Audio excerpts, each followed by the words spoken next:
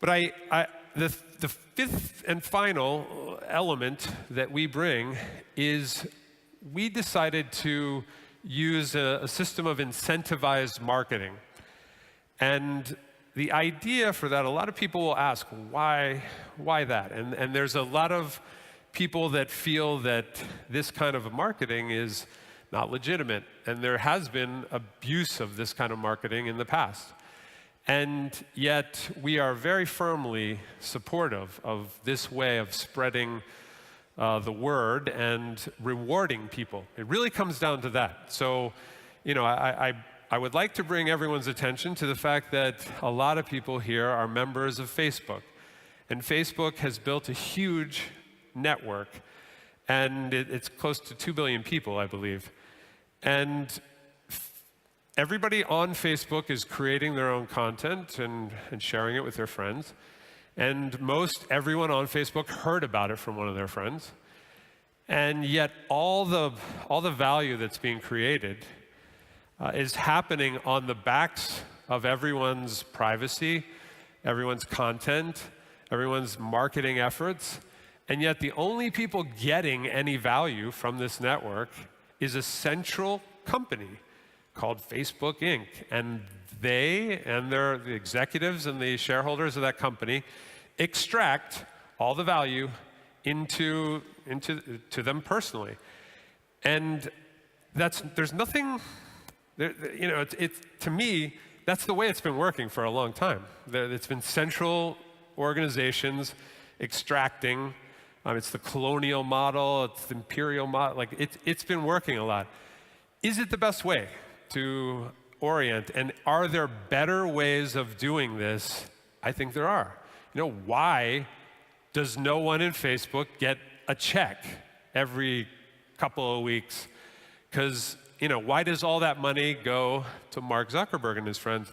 And so, we believe that it's all about networks. Networks is where value is going. This shift is happening from commodities into networks. And what we're finding with cryptocurrency is people don't know yet how to very accurately value networks. It's very new, and we're still coming into this, but it's all about networks. It's about what you can do on the network, who's on the network, how fast the network is, how much capacity is on the network. That's where value is today. And this is why Facebook is worth more than ExxonMobil. You have it's just connections, servers to people, and it's worth way more than, just huge tankards full of oil and, all the riggings and all the ships going everywhere with oil. All that commodity is worth less than the connection between all the people. And so our view has always been, wouldn't it be a good idea to reward people as you're growing this network? Seeing how networks are very important to us and are important to the future of really everything, a future of value certainly, we wanted to create a way for people to benefit, not just everyone benefits the same. No, they benefit commensurate with their impact on the growth. So the more someone is responsible for growing the network, the more that they would benefit from the value that's created. And so, we just really believe that that makes a lot of sense. We also expect to have, we have a very unique way of creating utility and liquidity in our ecosystem that we've called DasPay.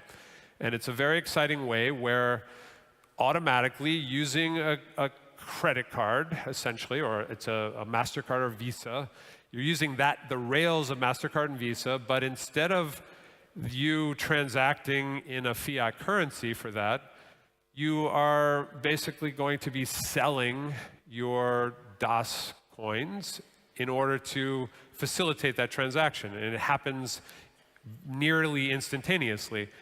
And we see it as a great way that gets us past that chicken and the egg dilemma, that ultimately we will have merchants directly taking DAS coin, but initially someone, a merchant, it's this classic chicken and the egg problem. The merchant's like, well, how many people do you have on there? And if you don't have a lot of people, the merchant's going to be like, well, come back once you have a lot of people. And then the users are going to be like, well, how many merchants do you have on? And they're going to say, well, come back to me when you have more merchants. So there's this huge chicken and the egg dilemma that affects many network businesses. So anything that's a network always has that dilemma.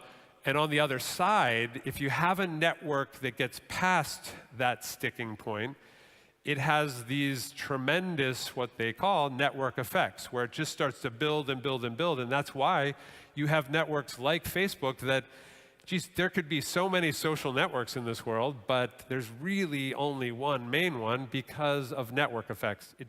There's so many people on Facebook that, as far as the social network's concerned, why go anywhere else? And so it's because of that that we feel that this model is really important, because we do believe that in time, whoever is offering the service, that whoever cracks this equation is going to have tremendous longevity.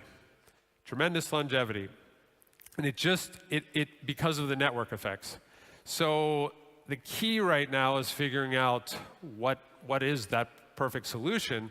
But we believe that people play a big role in that. And that's why we are really looking to have a more full service type of offering. We want to leverage people in the equation. We want to reward people that are expanding our network. It's all about networks. So it's just an important element to our DNA that I want to convey to everyone. And really along the lines of the why, this quote comes to mind, and it's from Robert F. Kennedy, and he said, "There are those that look at things the way they are and ask why. I dream of things that never were and ask why not. And I believe that you can't stop it just at the dreaming." And so I think the why is where you start on the solution path. And then you got to start to ask, you got to put together a plan, and then you got to start asking why not, and you got to start moving on your plan.